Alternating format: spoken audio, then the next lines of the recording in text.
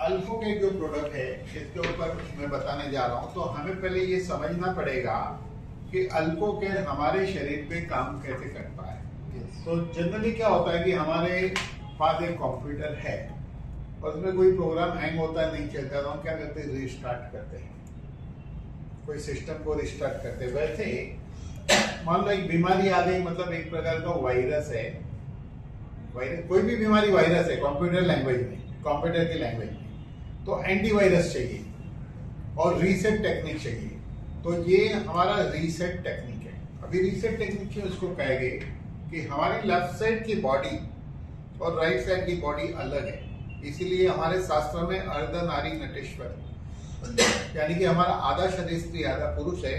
जब लेफ्ट नासिका से सांसें चलती है तो हमारे बॉडी में कूलर लग जाता है, बॉडी कूलिंग होनी शुरू होती है। कूलिंग होना शुरू मतलब अल्कलाइन बनना शुरू हो गया। राइट नासिका से सांस चलती है तो बॉयलर लगना यानी एसिड शुरू हो गया।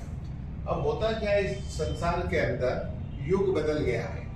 पहले का समय था वो लोग दिल की भाषा समझते थे कि किसी ने बोल दिया तो जुबान डॉक्यूमेंट की जुबान था, दिल की भाषा थी वो। कि किसी का अब दिल कैसे तोड़ सकते, कमिटमेंट कैसे तोड़ सकते हैं। लेकिन अब युग आ गया ब्रेन का, तो ये ब्रेन युग है। तो इस ब्रेन के युग में नेचुरली ब्रेन के ऊपर प्रेशर आएगा। तो हमारे शरीर के अंदर सारा खेल एसिड अल्कलाइन का है। एसिड सबसे बड़ा समस्या है हमारी। एसिड बनने के दो कारण हैं। पहला कारण है स्ट्रेस। अब स्ट्रेस क्या होता है कि बॉडी के अंदर स्ट्रेस का जो प्रभाव गिरता है वो हम समझेंगे। स्ट्रेस एक ऐसी चीज है जिसके लिए कोई कारण नहीं है। मान लो हम यहाँ से निकले और सिग्नल पे भीड़ बहुत है ट्रैफिक की, तो आपको स्ट्रेस हो रहा है, हलचल हो रही है अंदर, आप दुखी हो रहे हो, इरिटेट हो रहे हो। कुछ लोग तो एक्सप्रेशन भी करने लगते हैं, वो स्ट्रेस है। लेकिन टेंशन के लिए कोई कारण होता है। चलो पैसा नहीं आ रहा है तो टेंशन, कुछ काम अटका है तो टेंशन, लेकिन स्ट्रेस के लिए कोई कारण नहीं, अनवांटेड कारण। ड्यू टू स्ट्रेस हमारी वेगस नर्व जो है ये हाइपर हो जाती है। वेगस नर्व अभी कहता है कि हमारी जो स्पाइनल कॉर्ड है ना, ये जो स्पाइनल कॉर्ड है इसके 33 वर्टेब्रे है, लेकिन 31 पैर नर्व्स की जो है, 31 पैर नर्व्स की इसमें से निकल के डिफरेंट ऑर्गन की ओर जाती है, उसको स्पाइनल नर्व्स कहते हैं। तो हमारी स्पाइनल नर्व, जैसे कि ये नर्व जो है पहुंची हमारे स्टमक को कनेक्टेड है, ये नर्व से कहीं से, कोई हार्ट को कनेक्टेड है, बराबर, हार्ट को कनेक्टेड है ऐसे। तो हमारा हार्ट और ब्रेन आपस में बात करता है वाया स्पाइनल नर्व, हमारा स्टमक एंड ब्रेन बात करता है वाया स्पाइनल नर्व। अगर यहाँ मस्कुलर स्पाज्म है और इस नर्व पे प्रभाव आ रहा है तो कम्युनिकेशन सिस्टम बराबर नहीं चलती। इसलिए हमारे पुराने लोग कहते थे कि जिसकी रीढ़ की हड्डी में लचीलापन है, फ्लेक्सिबिलिटी है, वो आदमी फिट, जवान और लंबी आयु जीता है।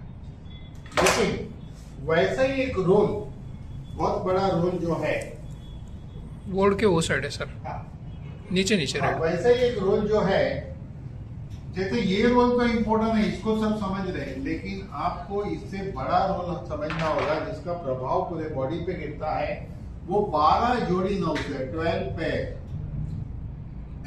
इसको जो है क्रैनियल नर्व्स कहते हैं। ये क्रैनियल नर्व्स यानी कि हमारे head to facial all organ related, जैसे eye to brain optic nerve, कान से लेके ऑडिटरी नर्व, ऐसे 12 जोड़ी है। उसमें से वेगस नर्व जो है वो 10 नंबर की है। 10 नंबर नर्व को वेगस नर्व कहते हैं। Due to stress vagus nerve हो जाती है हाइपर, और इसके हाइपर होने से क्या होता है, ये हमारा जो है फुट पाइप है, ये हमारा फुट पाइप है,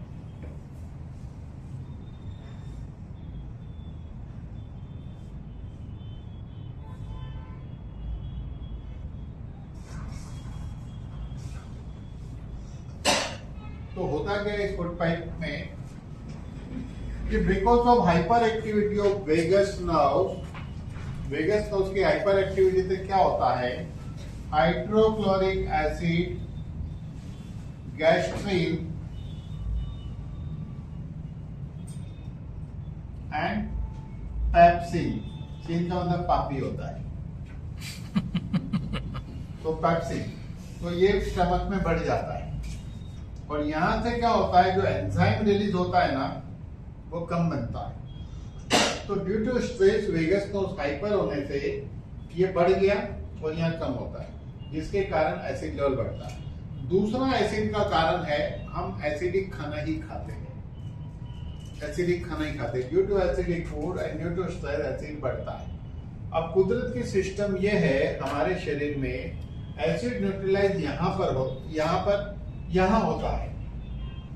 आप जो खाना खाएंगे वो यहाँ आएगा, 2-2.25 घंटा प्रोसेस होगा, उसके बाद 2-2.25 घंटे वाल खुलता है, इसको पाइलरिक वाल कहते हैं और इसको ड्यूओडेनम कहते हैं। फूड यहाँ ड्यूओडेनम में आएगा और इसके रिसेप्टर से ब्रेन को पता चलता है। ब्रेन के अंदर ऑटोमेटिक कंप्यूटराइज्ड मैकेनिज्म सिस्टम है, तो ब्रेन को पता चलता है एसिड जितना, ब्रेन इस पैंक्रियास को एंजाइम बनाने का ऑर्डर देता है। तो पैंक्रियास का राइट हाफ पोर्शन एंजाइम बनाता है जो 800 to 1200 ml 24 घंटे में बनता है। ये एंजाइम एंटासिड एसिड को न्यूट्रलाइज करता है, कुदरती ये है। लेकिन जो लोग एसिडिटी के लिए एंटासिड खाते हैं वो एंटासिड भी इधर ही काम करता है, खाने के बाद ही एंटासिड लेते हैं, तो एंटासिड का काम खत्म हो जाएगा 2.25 घंटे में फूड के साथ। जब फूड यहाँ आएगा तो उसमें एसिड नहीं रहेगा या मिनिमम रहेगा, तब हमारे ब्रेन को पता चलता है कि एसिड नहीं है या मिनिमम है। वो बोलता है इसको एंजाइम थोड़ा बनाओ या मत बनाओ, थोड़ा बनाओ या मत बनाओ। ये ऑर्डर 1 दिन 2 दिन 4 दिन आते रहता है। तो ये पोर्शन डेफिनेटली वीक होगा, लेकिन ये जो पोर्शन है ये बनाता है इंसुलिन एंड ग्लूकागॉन, 2 हार्मोन्स बनाता है। अब क्वेश्चन ये कि क्या ये वीक होने से वीक नहीं होता होगा? डेफिनेटली वीक होता होगा। इसका मतलब ये हुआ कि एंटासिड की साइड इफेक्ट से डायबिटीज हो सकता है। मेडिकल स्टोर पे volume point of view highest selling drug antacid है, वॉल्यूम नॉट मनी। अब ऐसा है कि डायबिटीज 4 प्रकार के होते हैं। जुवेनाइल डायबिटीज, बच्चा पैदा होता है तब पैदाइश डिफेक्ट है तो उसको इंसुलिन लेना पड़ता है, इसलिए टाइप 1। दूसरा हेरिडिटी, 19 साल से 30 साल के बीच आ जाएगा। अगर शुगर बहुत हाई है, इंसुलिन लेना पड़े तो टाइप 1, गोली से काम चले तो टाइप 2। तीसरा है स्ट्रेस रिलेटेड, कहूंगा मैं, टेंशन की बजाय, जो 30 से 45 में आता है। यही वो समय इंसान की दौड़ ज्यादा रहती है, स्ट्रेस ज्यादा रहती है, जिसके कारण वेगस हाइपर होती है। तो ये वेगस हाइपर होगी, पैंक्रियास पर भी प्रभाव गिरेगा। तो स्ट्रेस से होने वाला तीसरा प्रकार का डायबिटीज, क्योंकि स्ट्रेस का प्रभाव इस पे भी गिर सकता है। बिकॉज ऑफ स्ट्रेस पैंक्रियास के बीटा सेल डैमेज होगी। और चौथा प्रकार एज रिलेटेड, जनरली 50-55 के बाद होता है, तो उसमें मेजोरिटी केस लाइफस्टाइल से कंट्रोल आते हैं। बाकी के केस जो है टाइप 2 में जाएंगे, वेरी रेयरली टाइप 1 में जाता है। लेकिन मैं इस को 5वां प्रकार का डायबिटीज कहता हूं। ये मैंने 15 साल पहले भी लोगों को कहा मेरे रिकॉर्डिंग में, तो इसके लिए नोबेल प्राइज तो मिली नहीं, लेकिन मैं ले लेता हूँ, मैंने ले ली इसके ऊपर नोबेल प्राइज, क्योंकि गूगल में आज भी ये बात आपको नहीं मिलेगी। ऐसा है। तो अब कहानी ये है यहाँ पे कि सारा खेल एसिड का है, एवरीथिंग।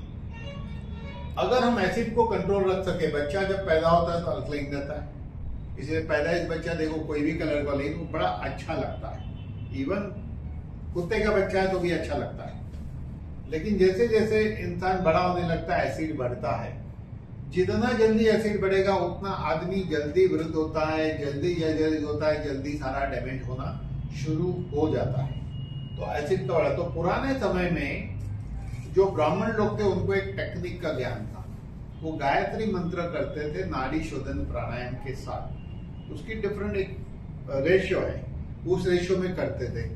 आप उनको 10 लड्डू खिला दो, वो जो चूरमा का लड्डू होता है घी वाला, उसमें जायफल, इलायची और साथ में वो वड़ा खाएंगे, खीर खाएंगे, सब खाएंगे, तो वो लोग 10 लड्डू भी हजम कर सकते हैं। आज भी मथुरा जाओगे तो लोग हजम कर सकते हैं।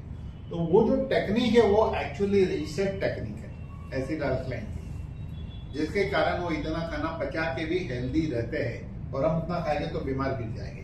तो अभी हमारे को ये समझ में आया कि अगर हमको हेल्दी रहना है,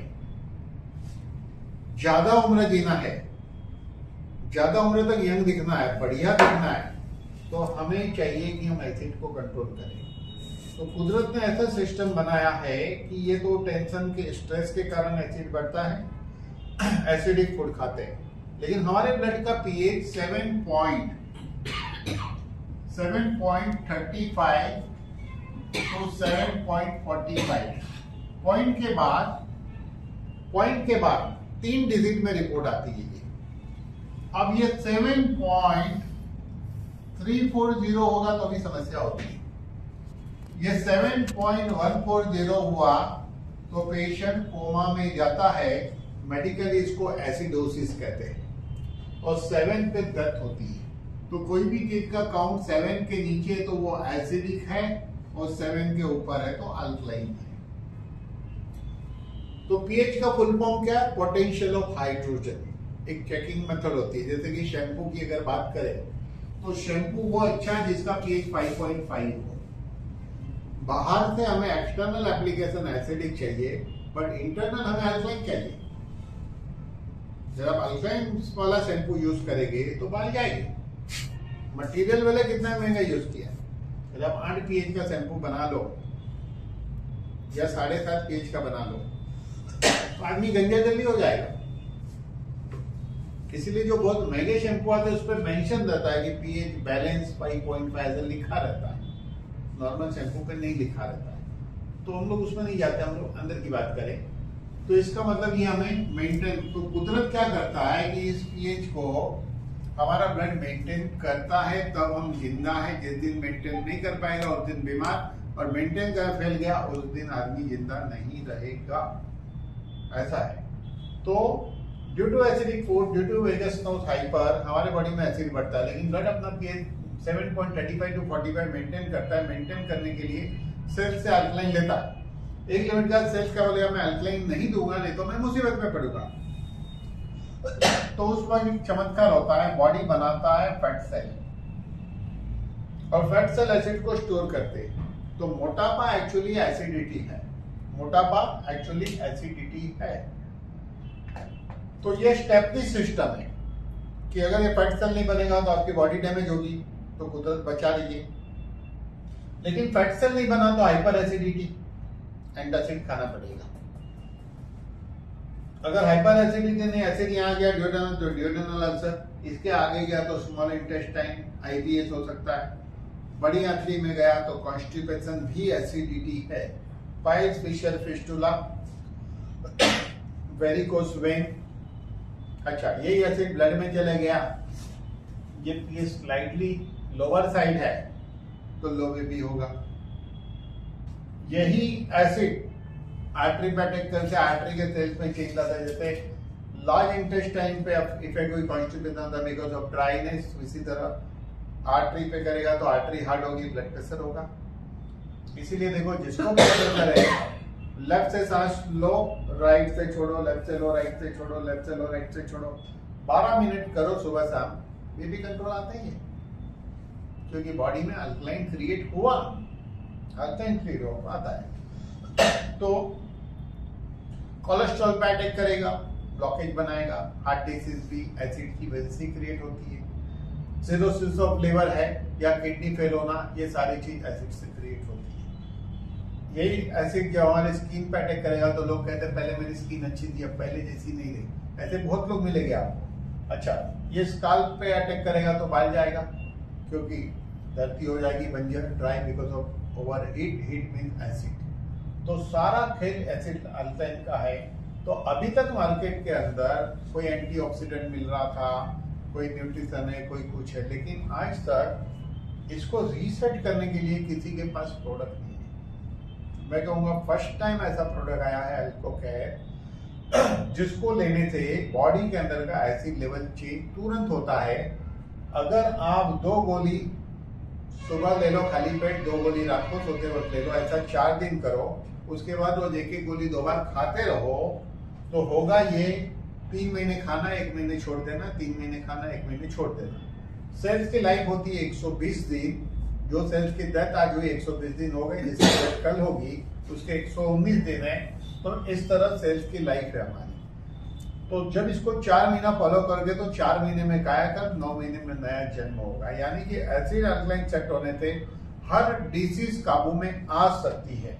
और यहाँ पे समझने वाली बात एक और है, और वो ये है कि ये प्रोडक्ट हम कैसे और किसको दे और किसको नहीं दे, सवाल ये उठता है। तो 2 बिरादरी है, एक होता है इलनेस और एक है वेलनेस। मैं आपको बताऊं 95% लोग इलनेस को फॉलो करते हैं। इलनेस को फॉलो करने का मतलब क्या है? जो हेल्थ के लिए कुछ नहीं करता वो इलनेस को फॉलो कर रहा है। बीमार गिरेंगे तो डॉक्टर के पास जाएगा, उसको कहते हैं इलनेस के फॉलोअर्स। वेलनेस के फॉलोअर 5% है। ये क्या मानते हैं? बीमार ही क्यों गिरने का, बीमार ही क्यों गिरने का। तो हम बात करेंगे दुनिया में 90% लोग हेल्दी एंड अनफिट है।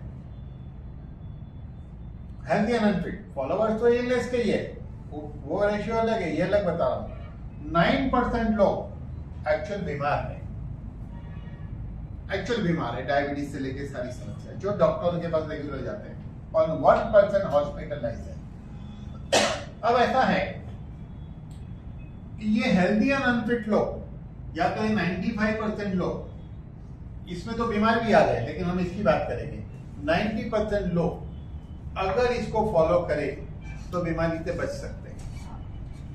लेकिन 9% ने भी नई बीमारी नहीं पैदा होने के लिए ये तो फॉलो करना ही है, ये फॉलो करना है। लेकिन इसको अगर आर्थराइटिस है तो अल्को फॉलो करके, आर्थो है वो भी फॉलो करना है गोली, प्लस भले इंग्लिश दवाई लिखा है, समय आएगा उसको बेटर होगा तो इंग्लिश दवाई कम हो सकती है। यानी यहाँ पे हमारे पास 2 ऑप्शन है, एक तो ये लेना है, प्लस डिसीज वाइज प्रोडक्ट भी है।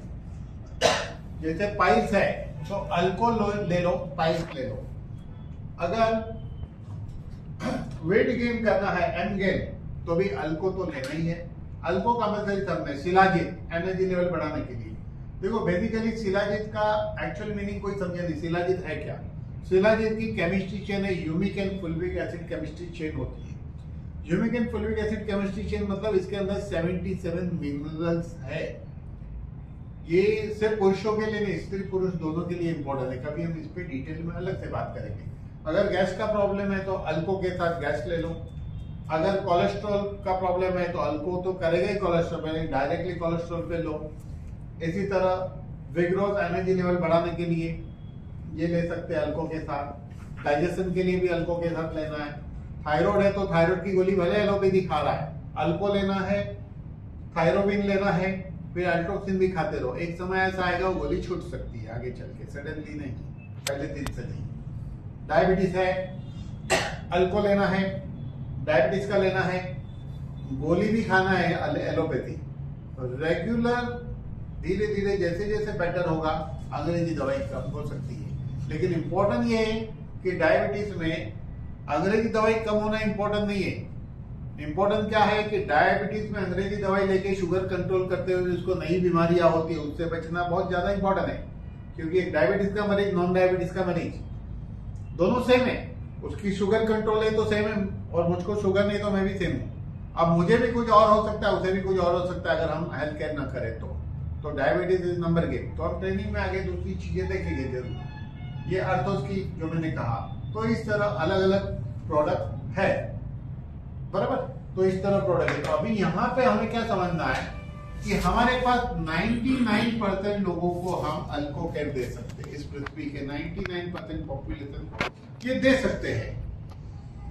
अभी 1% में आदमी हॉस्पिटल में चालू गाड़ी में इंजन रिपेयर करने का नहीं, रूल बड़ा सिंपल है, बराबर कि नहीं। अच्छा, फोन आएगा, पेशेंट कोमा में क्या दूं? मैं कहूंगा भाई पैसे दे, क्योंकि जरूरत उसको उसकी है। तेरे भाई कोई प्रोडक्ट की जरूरत उसको नहीं है, क्योंकि अंदर आईसीयू में, आईसीयू मैं तुमको देख सकता हूँ। आईसीयू का मतलब क्या है? आईसीयू है कि नहीं? तो ये सारी कहानी ऐसी है। तो ये यूनिक प्रोडक्ट है। ये मैंने एक शॉर्ट एक्सप्लेनेशन दिया, मेरी एक प्रेजेंटेशन पे बन रही है जो हम इस पे डिटेल कभी चर्चा और अलग लेवल पे करने वाले हैं और डिफरेंट लेवल पे इस पे करेंगे। Thank you. लाइफो प्रश्न नहीं है क्या इसके अंदर? सर आपने अभी